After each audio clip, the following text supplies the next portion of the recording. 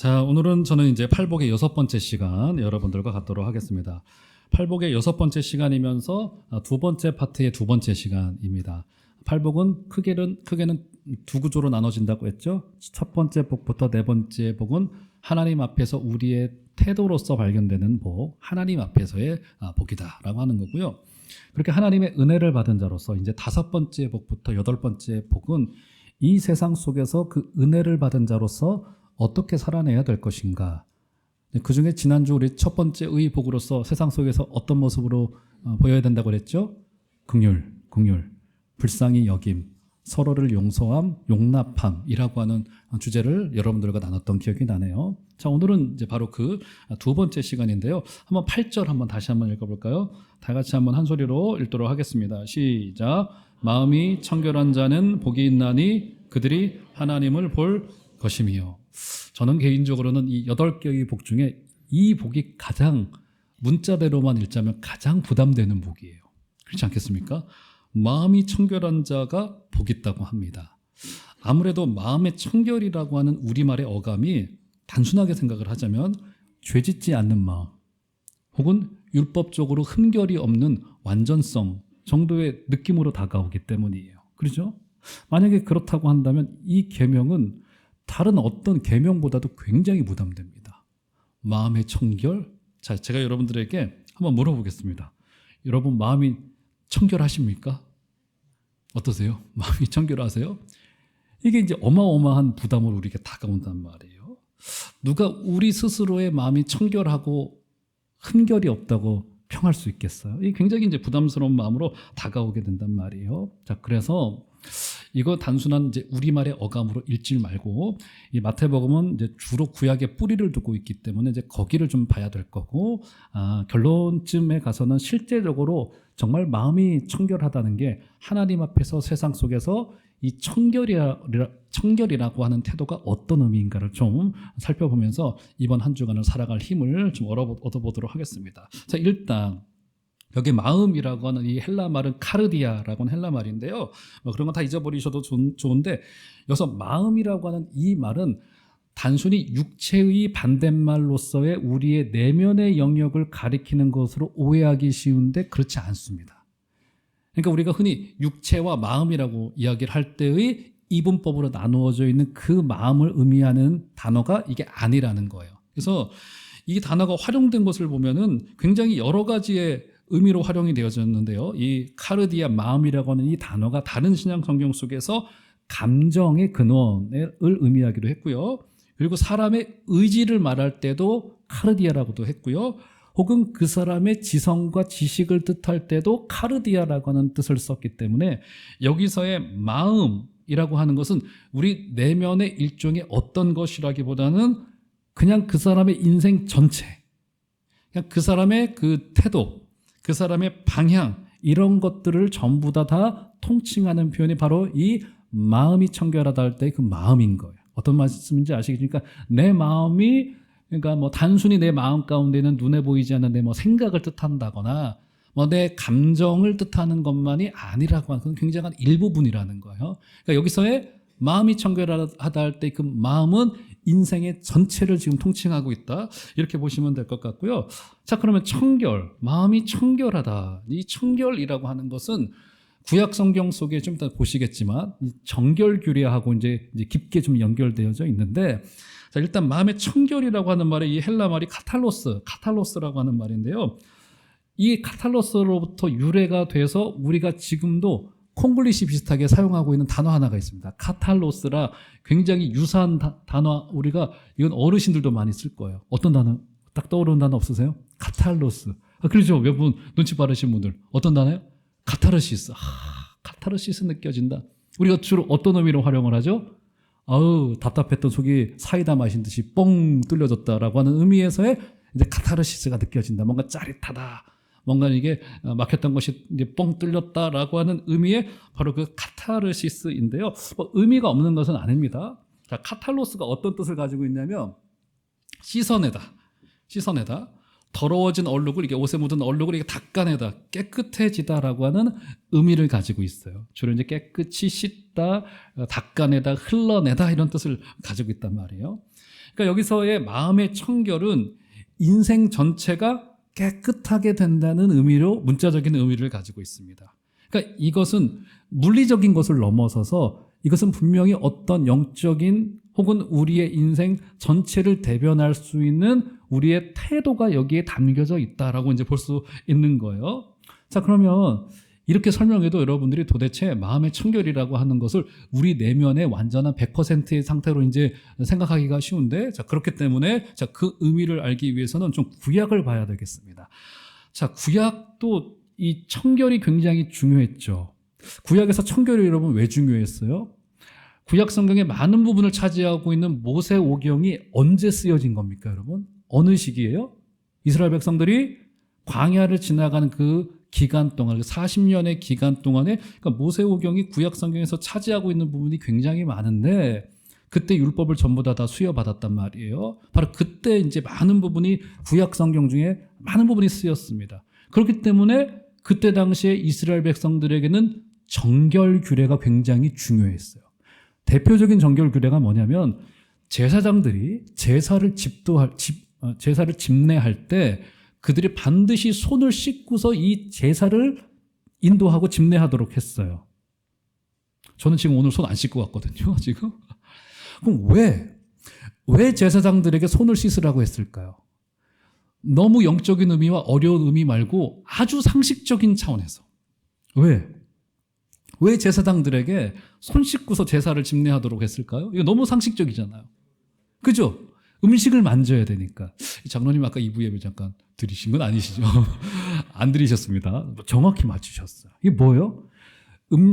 광야에서 야외 생활을 그들은 40년을 해야 됐었어요. 그러니까 그들이 잘못했다가는 자칫하면은 연병이 퍼질 만한 그 바이러스가 우리 깨끗한 한국 사회에서도 코로나19가 막 급속도로 퍼졌던 것처럼 광야 생활, 야외 생활을 그때 당시 그 수천 년 전에 하다가 보면 이 연병의 문제가 굉장히 심각했다고. 그래서 구약 성경의 정결의 규례가 중요했던 것은 손을 씻고 제사장들이 집례하고 제사를 옳게 드리고는 남은 음식을 백성들과 나누어 먹었단 말이에요. 이 과정에서 하나님께서는 물론 그 상징이 하나님을 향한 태도이기도 했으나 하나님을 향한 그 정결의 태도는 결국 형제자매 이웃들을 향한 그들의 내가 너희들을 굉장히 소중하게 여기는 거야 라고 하는 그 정결의 태도로 이어지는 굉장히 포괄적인 의미에서의 정결 규례였어요. 이것은 굉장히 그런 규례였단 말이에요. 그래서 반드시 손을 씻고 뭔가 집례를 하고 뭔가 공적인 의식을 행하도록 했던 것이 이스라엘의 규례였고 그것이 수천 년의 역사를 가지고 왔습니다.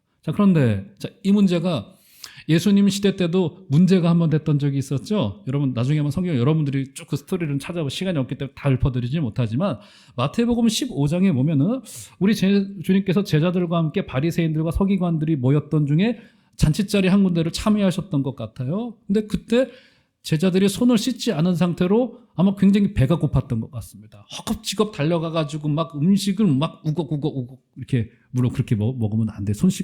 여러분 손 씻고 식사하셔야 됩니다. 우리 엄마들이 늘 아들놈들에게 야, 손 씻고 밥 먹어 하잖아요. 똑같은 거였어요. 그때 당시에.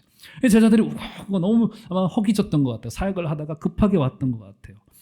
그 장면을 보고는 바리새인들과 서기관들이 이제 정죄하기 시작을 할 때, 자, 그 장면을 한번 볼까요? 한 절만. 마태복음 15장 2절 좀 올려줘 보실까요? 자, 다 같이 한번 한 소리로 한번 읽어보겠습니다. 시작. 당신의 제자들이 어찌하여 장로들의 전통을 범하나이까? 떡 먹을 때 손을 씻지 아니하나이다. 그죠? 바로 이게 구약의 정결 규례에 뿌리를 두고 있었던 바로 그 장면을 지금 인용하여서 아니 이런 공적인 행사를 할 때 손을 씻는 것이 우리가 만들어 놨던 전통인데 왜 손을 씻지 않습니까? 라고 했던 거예요. 자, 그렇죠. 그런데 제가 아까 분명히 말씀드렸듯이 원래 손을 씻는 것은 제사를 집례할 때 제사장들에게만 주었던 율례가 손을 씻는 규례들이었습니다. 그런데 여러분 이제 이스라엘 백성들이 가졌던 구약의 율법이 약 대충 헤아려 보니까 정확치는 않지만 619개의 구약에 아주 지금으로 우리의 법으로 말하면 헌법의 규례가 619개 있다고 알려져 있습니다. 그런데 그 619개의 율법의 규례를 더 잘 지키기 위해서 이제 이스라엘이 전통으로 역사적으로 그 아래 하위 율례들을 많이 만들었어요. 그러니까 이 율법을 지키기 위한 하위 율례를 지키기 위한 법칙을 지키기 위한 원칙을 지키기 위한 규례들을 정말 무수히 많이 만들어놨습니다. 이게 이스라엘이 가지고 있었던 모습이었어요. 근데 이거 나쁜 거예요? 아니요. 나쁘지 않습니다. 전혀 나쁘지 않아요. 우리 예수님께서도 마태복음 15장에 보면은 바리새인들과 이 문제를 가지고 논쟁을 하실 때 우리 주님께서는 단 한 번도 이거 하지 말아야 된다고 혹은 이것이 선택의 문제라고 하는 말씀을 그 어디에도 하지 않으셨어요. 그러니까 지금 손을 씻고 안 씻고는 그리 중요한 문제가 아니었고 손을 안 씻어도 된다는 말씀을 안 하셨기 때문에 오히려 우리 주님께서는 이 역사적으로 만들어 놓은 전통은 꽤 괜찮은 것이고 나쁘지 않을 수 있다는 암시가 전체적으로 있는 거예요. 그죠? 제가 여러분들에게 이 말씀을 왜 드리냐면 여기서 어쨌든 문제의 핵심 바로 그 마음의 중심이었던 건데 그 조금 이따 설명을 드리겠습니다만 그죠? 제가 이 말을 그러니까 예수님의 그 사건 잔치자리에서의 사건을 절대로 오해하면 안 된다는 거예요. 제가 이 말씀을 왜 드리냐면 예수님은 씻는 것 자체를 정죄하신 것도 아니고 장로들과 그 이스라엘의 역사가 만들어 놓은 여러 율례들에 대한 주님의 잘못다 이거 무조건 하지 말아야 돼라는 말씀을 안 하셨던 거예요. 제가 이 말씀을 왜 드리냐면 요즘 시대 때 그 소위 그 새로운 율법 폐기론적인 사고를 갖고 있는 분들이 꽤 많아요. 좀 어려운 말일 수 있는 쉽게 말하면 그거예요. 아니 그 종암제일교회 담임 목사님 왜 종암제일교회는 7시 반, 9시 반, 11시 반 예배 드려요? 그때 꼭 와야지만이 은혜 받는 겁니까? 아니요. 그렇지 않을 수도 있는 거죠. 혼자 성경 읽어도 은혜 받는 거예요. 아니 왜 종암제일교회 담임 목사님은 꼭 주일날 이렇게 넥타이 매고 꼭 양복을 입고 설교를 해야만 되는 건 성경이 그렇게 이야기한 건 없거든요. 그죠? 저는 실제로 그 이야기를 들은 적이 있습니다. 영국 유학 중에 제가 청년부를 지도했으니까 청년부 한 젊은 친구가 근데 아무래도 개방적인 사고인지 열린 사고를 갖고 있었던 친구였죠. 아니 목사님들은 그렇게 주일마다 이렇게 너무 이렇게 형식적으로 넥타이 매고 양복 그렇게 다려 입으시고 그렇게 이렇게 하나님 앞에 형식으로 나가시는 거 그거 옳지 않은 거 아닌가요? 저 실제로 제가 직접 들었던 이야기예요. 저야 좋죠 안 입으면. 저는 양복이 굉장히 힘들어요. 주일 아침에 딱 넥타이를 올려서 딱 매는 순간 나는 목사가이구나 라고 하는 숙명을 받아들여야 되는 양복이 굉장히 사람 피곤하게 하잖아. 안 입으면 좋죠. 그죠? 근데 그거 꼭 잘못되는 거예요? 꼭 그렇게 입어야만 되는 거예요? 라고 하는 거고 아주 이건 작은 이해예요. 예를 들어서 목사님 왜 꼭 그렇게 주일에 그 시간에 와서 예배해서 앉아있지 않으면 그거 안 되는 겁니까? 구원 못 받은 거예요? 저도 할 말은 없어요. 그런 이야기를 하시면.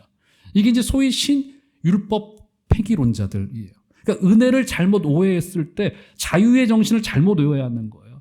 그러니까 자유를 내가 원하는 것을 뭐든지 다 할 수 있다는 생각으로만 여기는 거예요. 그러니까 교회가 전통으로 가지고 온 율례들에 대한 모든 것들에 대해 난 다 자유한다. 사실상의 자유라고 말은 하지만 사실상 율법 폐기론 어떤 것도 필요 없고 나는 11시 반에 와서 예배하는 거 안 드려도 충분히 은혜 받을 수 있고 하는 생각들이 굉장히 많이 찾아올 수 있다는 거예요. 근데 오늘 주님의 이 말씀에서 주님은 그 어디에도 손 씻지 마, 손 씻는 거 잘못된 거야, 전통 잘못 이 얘기 하지 않으셨어요. 그렇죠? 이것이 중심이 아니었다는 거죠. 자, 그러면 이것은 원래 제사장들만이 지키던 규례였다고 말씀드렸죠. 근데 당시에 바리새인들과 서기관들이 이제 어떤 운동을 펼쳤냐면 경건주의 운동을 펼치면서 아니 저 좋은 전통을 굳이 제사장들만이 지킬 것이 아니고 이제 모든 사람들까지 다 전부 다 지키자라고 했던 어떤 의미에서 굉장히 개혁적인 경건주의 운동을 펼친 거예요. 그죠? 제사장들에게만 요구됐던 저 거룩의 훈련을 우리 모두 다 합시다. 저 좋은 걸 왜 목사들만 하고 왜 제사장들만 하고 왜 장로들만 합니까? 그거 아닙니다. 우리 모두가 합시다. 우리 모두 다 우리 스스로 평신도를 개혁합시다라고 했던 사실 수천 년 전의 종교계의 운동이라고도 볼 수 있었던 것이 바리새파들이 가지고 있었던 굉장히 좋은 경건의 훈련.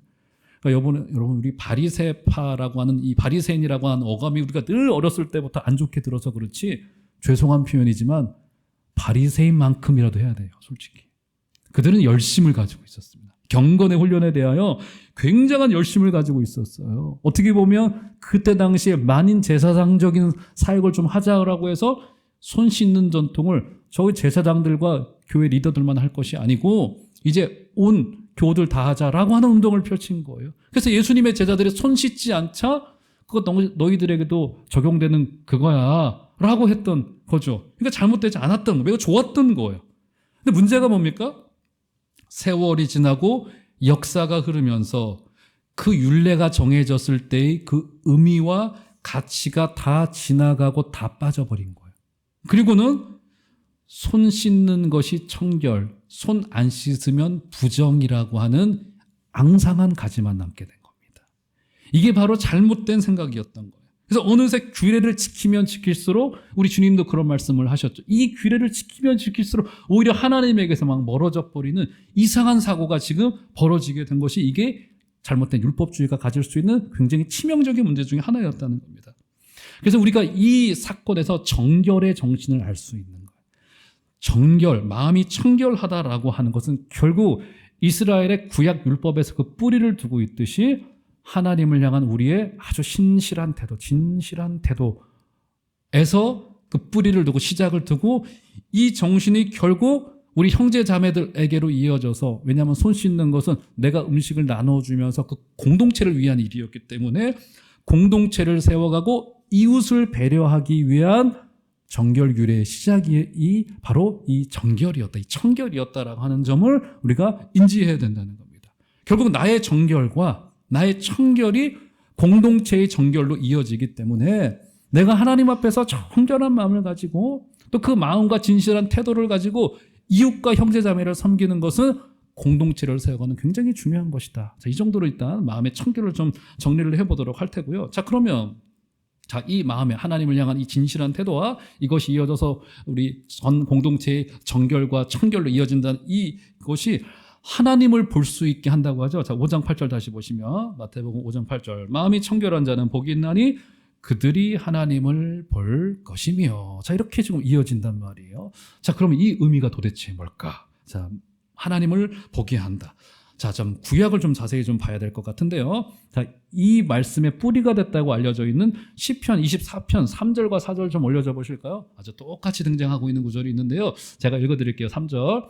여호와의 산에 오를 자 누구며 그의 거룩한 곳에 설 자가 누구인가. 자, 4절은 나같이 한번 읽겠습니다. 시작. 곧 손이 깨끗하며 마음이 청결하며 뜻을 허탄한 데 두지 아니하며 거짓 맹세하지 아니하는 자로다.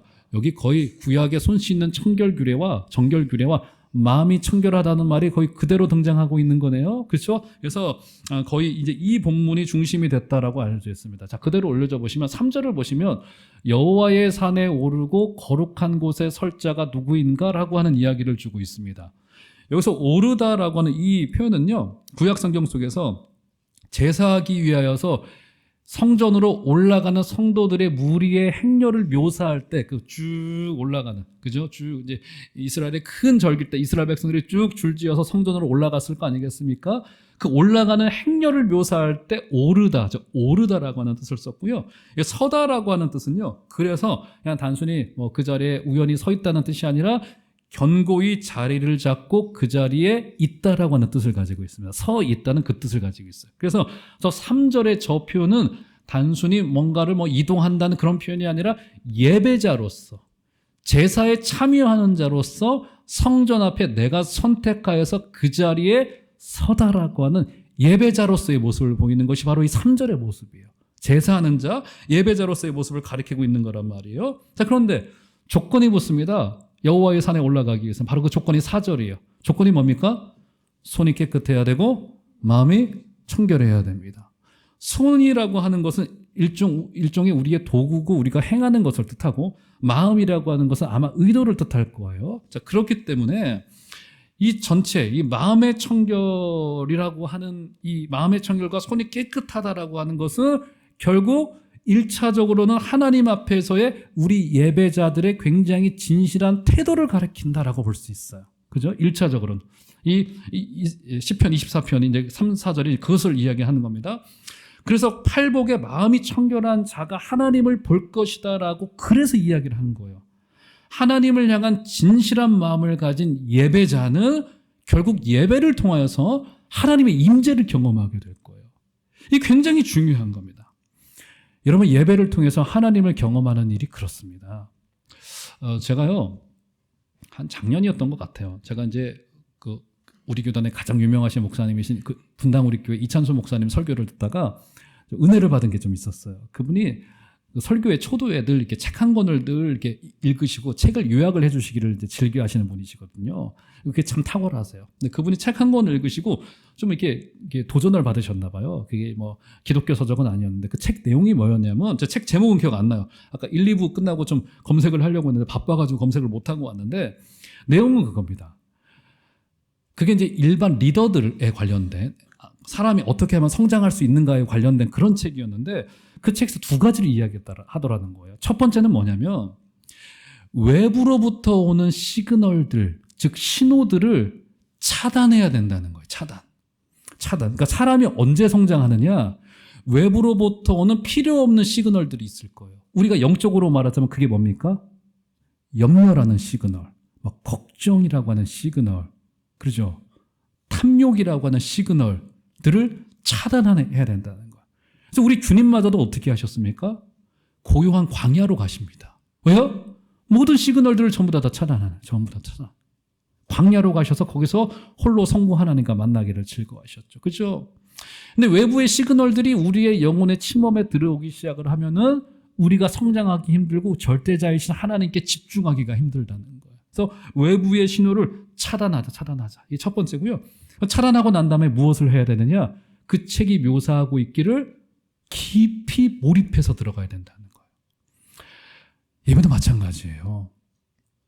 걱정이라고 하는 시그널, 염려라고 하는 시그널, 그렇죠? 우리의 생각들이라고 하는 시그널들이 예배의 앞뒤 전후하여서 막 우리의 머리와 우리의 인생을 사로잡게 되면요, 예배에 온전히 집중하는 것은 거의 불가능하다고 볼 수 있을 것 같아요. 가능하다 하더라도 그 뒤에 뭘 해야 되냐면 차단을 했다라고 한다면 깊이 몰입해서 들어가줘야 돼요. 깊이. 그러니까 그렇지 않으면요, 예배가요 뭐라고 해야 될까요? 늘 우리가 이렇게 겉에만 늘 있다가 예배를 우리가 365일 52주를 예배를 드리고 있지만 그 예배가 우리에게 영향을 미치지 못하는 이유 중에 하나가 뭐예요? 우리가 깊이 하나님 앞으로 몰입하여 들어가지 못할 때, 그때는 성장이 일어나지 않고요, 변화가 일어나기가 굉장히 힘듭니다. 사랑하는 종합제일교회 성도 여러분, 우리의 잘못된 시그널들을 전부 다 차단시키고 그리고 오직 하나님께만 깊이 몰입하여 들어갈 때, 그때 설교자인 저도요, 이게 언제 성장하는가를 봤더니 내가 깊이 결국 하나님의 말씀에 젖어 들어갔다는 나와야지만 주일에 조금 버틸 수 있는 힘이 제가 보니까 생겨나게 되어지고, 저도 늘 말씀으로 새로워지지 아니하면 예배가 힘없어지고 저조차도 그렇게 되는 것을 너무 많이 느껴지게 되는데, 사랑하는 종합제일교회 성도 여러분, 이번 한 주간을 살아내는 동안에도 세상의 시끄러운 소리들 전부 다 차단하시고 오직 내가 주님을 향하여서 깊이 몰입하여 들어갑니다 라고 하는 마음을 가지시고 주님 앞으로 나가주신 여러분들 되시기를 주의 이름으로 축원합니다. 이것을 마음의 청결이라고 볼 수 있을 것 같아요. 하나님 앞에서의 마음의 그 청결, 시편 24편 4절이 말하고 있는. 자, 그런데 이 하나님 앞에서의 청결은 결국 이어지게 됩니다. 뭘로요? 그러니까 예배자로서 하나님을 향한 우리의 진실과 이 순전한 태도는 형제 자매들과 이웃들 앞에서의 진실한 삶을 향한 태도로 결국 이어지게 되어져요. 구약의 정결 규례는요, 나를 깨끗하게 하는 것이 맞았지만, 그런데 이것은 사실은 공동체 전체를 위한 규례였어요. 원래는 그 의도가 전염병이 퍼지지 않게 하고 음식을 깨끗하게 나누게 하는 공동체를 위한 규례였기 때문에, 그죠? 이웃을 위하여서 내 마음이 정결하게 될 때, 내 마음이 오직 하나님만을 바라보고 진실한 그 태도를 가지고 이 형제 자매를 대할 때 공동체가 세워지게 된다는 겁니다. 아까 시편 24편 다시 한번 좀 올려줘 보시겠어요? 그래서 이 기록이 있는 거예요. 24편 3절 4절 다시 올려줘 보시면, 자, 4절 보세요. 곧 손이 깨끗하며 마음이 청결하며, 자, 그 뒤로 손이 깨끗하다고 하고 마음이 청결한 것을 설명을 하죠. 어떻게 설명합니까? 뜻을 허탄한 데 두지 아니하며 거짓 맹세하지 아니하는 자로다라고 지금 이 마음의 청결에 대한 설명에 대한 부연을 하고 있는 거라고요. 그죠? 뜻을 허탄한 데 두지 아니하는 자라는 것은 어떤 뜻을 가지고 있냐면 마음을 헛된 것에 두지 아니하는 자다라고 하는 뜻을 가지고 있습니다. 이것이 사람을 대할 때의 굉장히 중대한 태도고 이 세상을 살아가는 우리의 굉장히 중대한 우리의 진실된 방향이어야 된다는 거예요. 자, 그럼 헛된 것이란 게 뭘까요, 여러분? 헛된 거? 헛된 것에 마음을 둔다는 게 뭘까요? 제가 이것은요, 여러분들에게 여러 차례 설명드린 바가 있습니다. 이것에 대한 기준은 저는 분명하다고 생각합니다. 바로 이거예요. 여기에요, 선이 하나 거져 있습니다. 쭉 선이 위에 하나 거져 있어. 이 선이라고 하는 것은요, 종말, 우리 개인의 종말이라고 하는 선이에요. 혹은 이 땅의 종말이라고 하는 선이에요. 그러면 이 선을 지나가는 수많은 것들이 있을 겁니다. 근데 이 선을 기점으로 소멸되고 사멸될 의미와 가치와 내용들과 물건들이 있어요. 분명히 있습니다. 그리고 쭉 그 의미와 내용이 이어지거나 더 확장될 것들이 있습니다. 제가 예를 들어 드릴게요. 예를 들어서 여기 그분 계신가 모르겠네요. S대 졸업장 있어요. S대 최고의 학부죠. 그죠? 이 땅을 살아내는데 필요한 것들입니다. 꽤 필요해요. 있으면 유용해요. 나쁘지 않아요. 그죠? 이 의미와 가치가 이 땅에서 꽤 괜찮아 보여요. 제가 여러분들께 질문 드려보겠습니다. 종말이라고 하는 선을 기점으로 넘어가게 될 때 그 의미와 가치가 계속 이어집니까? 끊어집니까? 이어져요? 끊어져요?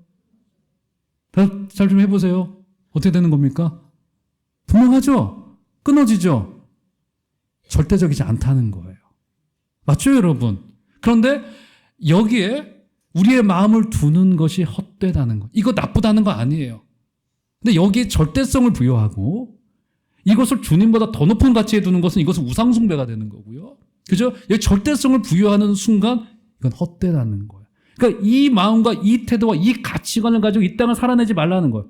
마음의 청결이 아니라는 겁니다. 그것은. 그러니까 단순히 우리가 도덕적에 흠결이 없는 100%의 상태를 말하는 게 마음의 청결이 아니에요. 이 가치를 가지고 살아가요. 그러면 쭉 이어질 것들 뭐가 있을까요? 너무 많아요. 옆에 있는 형제 자매님들 한번 쳐다볼까요? 한번 저 바라보세요. 그 형제 자매님들을 사랑하는 것, 섬기는 가치, 종말의 선을 넘어가더라도요, 이것은 훨씬 더 커질 겁니다. 더 분명하게 보여올 거고요. 그러니까 여기에 절대성을 부여하는 거예요, 우리는. 이것이 헛된 것에 마음을 두지 않는 태도이고 마음의 청결함의 태도라고 하는 거예요. 맞죠, 여러분? 사랑하는 종암제일교회 성도 여러분, 우리 이 땅을 살아내는 동안에 또 그렇게 형제 자매들을 섬기고 교회를 섬기는 동안에 우리의 마음이 청결하기를 주의 이름으로 축원합니다. 그 청결은 우리의 완전함을 이야기하는 것이 아니라 바로 그 하나님을 향한 진실된 태도와 충성된 마음의 태도를 가지고 하나님과 사람을 대할 때 비로소 공동체는 세워져 가게 될 것이고, 오늘 말씀의 약속과도 같이 그 자는 반드시 하나님을 보게 될 거예요.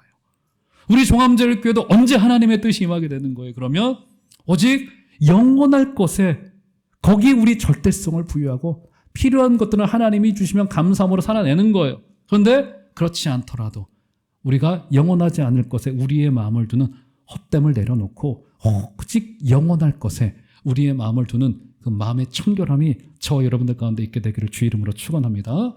자, 그러면 자, 말씀의 결론쯤으로 가면서 그러면 도대체 마음이 청결한 자는 복이 있나니 그들이 하나님을 볼 것이며를 조금 더 쉬운 신약적인 언어로 마지막으로 여러분들에게 좀 설명을 해드리고 말씀을 마치도록 할게요. 자, 야고보서 1장을 보시면요, 고난당하는 야고보가 목했던 교회의 성도들에 관한 이야기가 굉장히 많이 등장합니다. 이 야고보서 1장부터 4장까지는요, 정말 고난받은 자들을 위한 편지라고도 볼 수 있을 정도로 막 환자도 많고 막 환난당하는 자, 고난당하는 자, 막 갖가지 이야기들이 많이 쓰여져 있는 것이 야고보서였는데, 야고보서 1장에 보면은 자, 이런 기록이 있습니다. 자, 야고보서 1장 2절과 3절을 좀 올려줘 보실까요? 자, 보시면 제가 읽어드릴게요. 네, 형제들아, 너희가 여러 가지 시험을 만나거든 온전히 기쁘게 여기라. 아하, 자 1장에서는요, 그래서 고난당하는 자에게 두 가지의 태도를 요구를 합니다. 두 가지. 첫 번째는 뭐냐면 고난이 찾아올 때 어떻게 하라고요? 기뻐하라. 너무 힘들어요. 고난이 찾아올 때 기뻐하라. 근데 그 이유를 설명을 합니다. 3절을 보시면 이는 너희 믿음의 시련이 무엇을 만들어낸다고요? 인내. 인내가 뭡니까? 인내는 우리의 감정이 단단해지는 것을 말하지 않아요. 인내는 고정되어 변하지 않는 일종의 하나의 큰 기둥을 이야기를 하는 겁니다. 그러니까 시험이 왜 기쁠 수 있냐면 연단과 재련의 과정을 통해서 변하지 않는 태도를 우리에게 만들어낼 수 있기 때문에 시험을 만나거든 너희들 온전히 기쁘게 여기라 라고 말했던 거예요. 그때 우리를 정금같이 하나님이 만드셔서 하나님만을 바라보게 만드는 거라고. 첫 번째 태도인데요. 제가 말씀드리고 싶은 것은 두 번째 태도입니다. 두 번째. 자, 볼까요? 5절 보시면, 자, 고난당할 때 이걸 하래요. 다 같이. 굉장히 은혜가 되는 말씀입니다. 한번 5절 읽겠습니다. 시작. 잠깐 5절입니다. 시작. 너희 중에 누구든지 지혜가 부족하거든 모든 사람에게 후히 주시고 꾸짖지 아니하시는 하나님께 구하라. 그리하면 주시리라. 두 번째 태도가 뭐라고요? 고난당하는 자 한마디로 아까는 기뻐하라라고 했다면 두 번째는 기도하라. 고난당할 때 기도하래요. 자, 그런데 자, 어떤 걸 놓고 기도하나? 자, 5절 다시 보시면 자, 무엇을 놓고 기도하래요? 첫 번째 줄에 보면은 지혜를 구하래요. 의외예요. 고난당할 때 우리 대체로 어떻게 기도합니까? 이 고난의 문제 주님 해결해 주세요. 물질의 문제, 자녀의 문제, 사람의 문제, 이 어려움의 문제 주님 고난이 지나가게 해주세요. 혹은 나에게 도움의 손길을 좀 주세요. 이렇게 기도하기가 쉬운데 야고보 사도는 뭘 놓고 기도하라고요? 지혜를 놓고 기도하래요. 지혜를. 고난당할 때 굉장히 좀 의외입니다. 이게 왜 중요하냐면 두 번째 줄에 나옵니다. 모든 사람에게 후히 주시고 꾸짖지 아니하시는 그 하나님이 있다는 지혜예요. 이 굉장히 중요합니다. 왜냐하면 고난의 때 우리가 가져갈 수 있는 잘못된 큰 오해 중에 하나가 무엇이냐면 하나님의 뜻에서 고난을 해석해내지 못한다는 문제가 우리 가운데 발생할 수 있기 때문이에요. 이 모든 일이 하나님의 뜻이 뭘까? 여기에 집중되지 못하면요. 세상을 바라보거나 사람을 바라보거나 고난 자체를 바라보는 경우들이 굉장히 많아요. 근데 오늘 야고보 사도는 지혜를 구하는데 어떤 지혜냐면 하나님의 뜻을 아는 지혜예요. 그렇지. 하나님은 후히 주시는 분이시지. 그분은 나를 정말 긍휼과 인내와 사랑을 가지고 대하시는 분이시지 라고 하는 이 굉장히 중대한 관점이에요. 그래서 고난 중에 기도해야 될 이유는 하나님이 나에게 어떤 분인지에 관한 지혜를 얻기 위한 기도를 하는 거예요. 단순히 고난 지나가게 해주세요. 고난을 통해서 더 많은 것을 주세요. 아니에요. 고난 중에 제가 하나님을 만나는 지혜가 있을 수 있도록 은혜를 허락하여 주옵소서. 이 마음을 지금 고난 중에 기도하라고 했던 거예요. 그러면서 제가 지금부터 드리고 싶은 오늘의 주제와 연결된 그러면 하나님을 구하는 지혜를 구하지 않은 그 태도는 뭐냐? 자, 6절부터 8절에 등장을 합니다. 한번 볼까요? 6절 보시면 오직 믿음으로 구하고 조금도 의심하지 말라. 의심하는 자는 마치 바람에 밀려 요동하는 바닷물결 같으니 이런 사람은 무엇이든지 죽게 얻기를 생각하지 말라. 8절 다 같이 읽겠습니다. 시작. 두 마음을 품어 모든 일에 정함이 없는 자로다. 여기 바로 마음의 청결의 반대말이 등장합니다. 그게 뭡니까? 아까 저희 노란색으로 강조되어져 있는 두 마음을 품는 일이에요. 그러니까 마음의 청결은 우리의 도덕적인 흠결 없음 100% 완전성 아니에요. 마음의 청결의 반대말은 두 마음을 품는 일이에요. 두 마음이란 게 뭡니까, 여러분? 두 마음이 뭐예요? 하나님도 의지되어지고 세상도 의지할 만하지. 솔직히 말은 안 하지만 하나님도 나의 주권자가 되시지만 야, 고려해야 될 것들이 많아. 선택의 옵션에 남겨두는 거예요. 아닌 거예요. 이게 바로 마음이 청결하지 못하다는 의미예요. 두 마음은. 바로 그겁니다. 단순히 도덕적인 흠결만을 말하는 것이 아니라 하나님을 향한 충성되지 못하고 진실되지 못하고 충성, 진실. 왜 하나님이 부부를 딱 한 사람만 줬나요? 그 사람을 향한 충성과 진실한 태도를 가지라고 하는 우리 훈련의 차원이 있겠죠. 맞죠? 그래서 이것은 바로 이거예요. 모든 것이 어디서부터 시작되어졌냐면 하나님에 대한 잘못된 생각. 야, 하나님 후히 주시는 분이 맞아?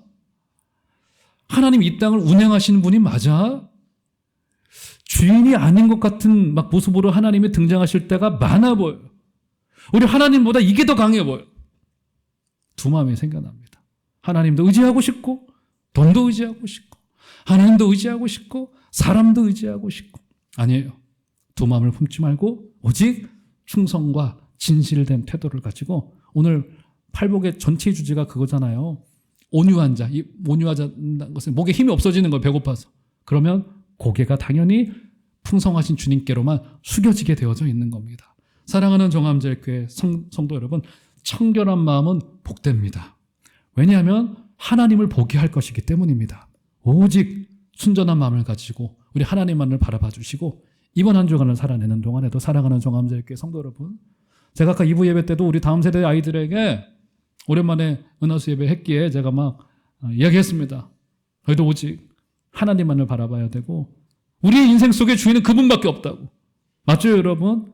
사랑하는 종암제일교회 성도 여러분, 우리에게 오직 주권자는 하나님뿐이신 것을 믿으시고 이번 한 주간을 살아내는 동안에도 주님 그렇습니다. 제가 두 마음 품지 않고 우리 하나님을 향한 충성된 태도, 그것이 이어져서 이 세상 속에서 사람을 대할 때, 우리 공동체를 대할 때 진실되고 충성된 마음을 가지고 우리 형제 자매들을 사랑하여 주시는 복된 여러분들 다 되어 주시기를 주의 이름으로 축원합니다.